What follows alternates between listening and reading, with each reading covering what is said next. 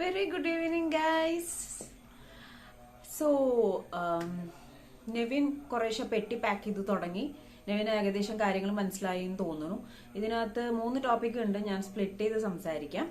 And ഷാനവാസിന്റെ case ഒബ്സർവേഷനിലാണ്. Actually നമ്മൾ ഒരു ദിവസം ബാക്ക് അല്ലേ ഈ സാധനം കാണുന്നത്. അപ്പൊ കണക്കും പ്രകാരം ഇന്ന് ഒരു പോസിറ്റീവ് റിപ്ലൈ കിട്ടേണ്ടതായിരുന്നു ഹോസ്പിറ്റലിന്റെ സൈഡിൽ നിന്ന്. അപ്പം ഒബ്സർവേഷനിലാണെന്നാണ് പറഞ്ഞത്. പാനിക് അറ്റാക്ക് ആണെന്നൊക്കെ കേൾക്കുന്നു, അറിയില്ല. കാരണം ഈ പാനിക് അറ്റാക്ക് വരാനായിട്ട് ഹാർട്ടിന് കംപ്ലൈന്റ് വേണമെന്നൊന്നുമില്ല. കാരണം ഞാനൊക്കെ പാനിക് അറ്റാക്കിന്റെ സ്ഥിര ആളാണ്.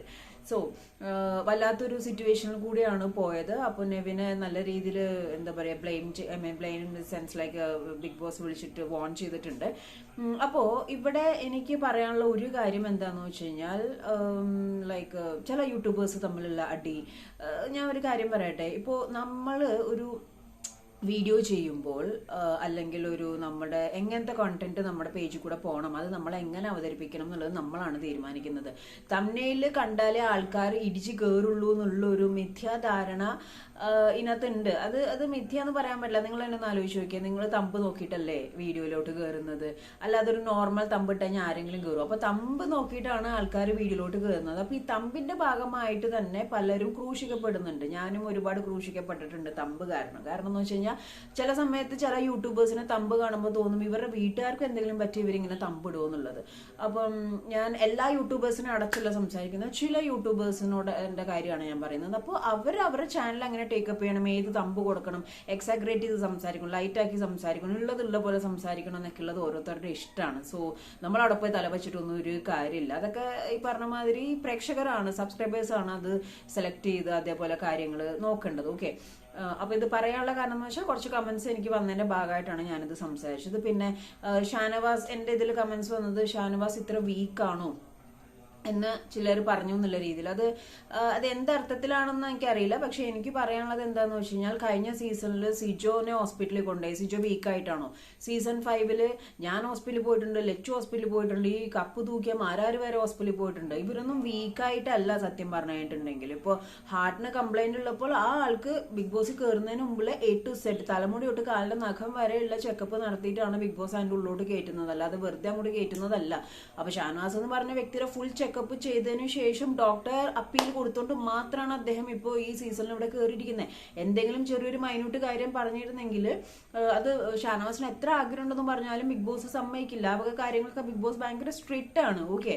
അപ്പം അറ്റാക്ക് കഴിഞ്ഞ വ്യക്തിയാണ്. അപ്പൊ ടേക്കപ്പ് ചെയ്യേണ്ട കാര്യങ്ങൾ ടേക്കപ്പ് ചെയ്യണം, അതോടെ ടേക്കപ്പ് ചെയ്യുന്നുണ്ട്. പക്ഷെ ഒരിക്കൽ പോലും അദ്ദേഹം ഇതിനെ ഒരു കാർഡായിട്ടൊന്നും യൂസ് ചെയ്തതായിട്ട് എനിക്ക് തോന്നുന്നില്ല. അത്യാവശ്യം ഗെയിം ടാസ്കും കാര്യങ്ങളെല്ലാം ചെയ്യുന്നുണ്ട്. പിന്നെ ഇതിലെന്ന് പറഞ്ഞു കഴിഞ്ഞാൽ പ്രഷർ ഭയങ്കര കൂടുതലാണ്. ഇതെല്ലാം അറിഞ്ഞുകൊണ്ട് തന്നെയായിരിക്കും ബിഗ് ബോസ് ടീമും എടുത്തിട്ടുണ്ടാവുക. ഇതൊക്കെ ഓക്കെ വെച്ചിട്ടായിരിക്കും ഷാനവാസും കയറി ഉണ്ടാവുക. ഷാനവാസിനെ ചെക്കപ്പ് ചെയ്ത് ഡോക്ടറും ഓക്കെ ആയിരിക്കും. പക്ഷെ നമുക്കറിയില്ലല്ലോ ഇപ്പൊ ഈ പറഞ്ഞ മാതിരി എപ്പോഴാ എന്താ ആർക്കാ എന്താ വരിക എന്ന് പറയാൻ പറ്റില്ല. ഇപ്പൊ ഫുൾ ചെക്കപ്പ് ചെയ്ത് എടുത്തിട്ട് ഒരു ബോഡി ഇഷ്യൂ ഇല്ലാത്ത, എന്റെയും ഫുൾ ചെക്കപ്പും കഴിഞ്ഞിട്ടെല്ലാം ഇപ്പം ആരാരുടെ ആണെങ്കിലും ലച്ചുന്റെ ആണെങ്കിലൊക്കെ എല്ലാവരുടെയും ഫുൾ ചെക്കപ്പ് കഴിഞ്ഞാൽ അതിന്റെ ഉള്ളിൽ കയറുമ്പോൾ due to some situations, pressure അല്ലെങ്കിൽ പല കാരണങ്ങളും ചിലപ്പോൾ നമുക്ക് അസുഖങ്ങളൊക്കെ വരാം. That doesn't mean that guy is not fit for the show. Okay. അപ്പൊ അങ്ങനെ പറയുന്ന ചില ആൾക്കാരോടാണ് പറയേണ്ടത്. ആൻഡ് 84 ദിവസം ഓൾമോസ്റ്റ് കഴിഞ്ഞു. ഈ ഇത്രയും ദിവസം ഫിറ്റ് ആവാത്ത വീക്ക്നെസ് ഉള്ള ഒരു മനുഷ്യൻ അതിന്റെ ഉള്ളിൽ നിൽക്കും തോന്നുന്നുണ്ടോ? അപ്പൊ ആള് പെർഫെക്റ്റ്ലി ഫിറ്റ് ഒക്കെ തന്നെയാണ്. പെർഫെക്റ്റ്ലി ഫിറ്റ് ഇൻ ദ സെൻസിലേക്ക് ആൾ അതനുസരിച്ചുള്ള കാര്യങ്ങൾ ടേക്കപ്പ് ചെയ്യുന്നുണ്ട്. ആളുടെ ഈ അസുഖത്തിനെ മാനിച്ച് അവിടെയുള്ള ആ ഒരു പ്രശ്നത്തിനെ മാനിച്ച് അവിടെയുള്ള ആൾക്കാരൊക്കെ അതനുസരിച്ചുള്ള കെയറും കാര്യങ്ങളും കൊടുക്കുന്നുണ്ടെന്നാണ് ഞാൻ അറിഞ്ഞത്. ഇതിപ്പോ ഇന്ന് സംഭവിച്ചതെന്ന് വെച്ച് കഴിഞ്ഞാൽ ഒന്നാള് നല്ല ടെമ്പറലായിട്ടുണ്ടാവും, പിന്നെ ഫുഡ് കുറച്ച് കുറഞ്ഞിട്ടുണ്ടാവും, പിന്നെ ആ ഒരു എയറും കാര്യങ്ങളെല്ലാം കൂടി ആയപ്പോൾ മൊത്തം കയ്യിൽ നിന്ന് പോയ ഒരു അവസ്ഥയിലേക്കാണ് കാര്യങ്ങൾ എത്തിയത്. അപ്പൊ ഇപ്പൊ ഒബ്സർവേഷനിലാണെന്നാണ് പറയുന്നത്. 2 ഡൗട്ടാണുള്ളത്. ഒന്നാള് തിരിച്ചു വന്നാൽ പോലും നെവിനെ പുറത്താക്കണം എന്നുള്ളൊരു വർത്താനം ഷാനവാസിന്റെ വായിന്ന് ഒരിക്കലും വീഴില്ല. ഷാനവാസ് കാരണം നെവിൻ പുറത്തു പോകണമെന്ന് ഷാനവാസിന്റെ വായിന്ന് വീഴത്തില്ല. അതാണ് ആ വ്യക്തിയുടെ സ്വഭാവം. ചാടിക്കയറി എന്തെങ്കിലും സംസാരിക്കുന്നുണ്ടെന്നുണ്ടെങ്കിലും ആള് ഭയങ്കര സോഫ്റ്റ് ആണ്. ഇപ്പൊ നെവിൻ പോയിട്ട് സോറി പറഞ്ഞാൽ ഷാനവാസ് അവിടെ ഇരിക്കും. രണ്ടാമത്തെ കാര്യം, ഷാനവാസിനും ബോഡി റെസ്റ്റ് ടേക്കപ്പ് വേണം. ഈ ഗെയിമിൽ കുറച്ചുകൂടി കട്ടിയായിട്ടുള്ള ഗെയിമാണ്, മുന്നോട്ട് ഇനി കൊണ്ടുപോകാൻ പറ്റില്ല എന്ന് ഡോക്ടർ പറഞ്ഞു കഴിഞ്ഞാൽ ഷാനവാസും പോവും.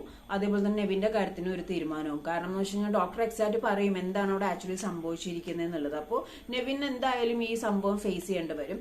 പലരും ചോദിച്ചു ഇത്രയായിട്ട് നെവിൻ എന്താ ഔട്ടാക്കാത്തതെന്ന്. കാരണം ഷാനവാസിന്റെ ഭാഗത്തുനിന്നും ആ ഒബ്സർവേഷൻ ആയിട്ടുള്ള ഒരു അപ്ഡേറ്റ് കിട്ടാതെ ബിഗ് ബോസിന് ഒന്നും ചെയ്യാൻ പറ്റത്തില്ല.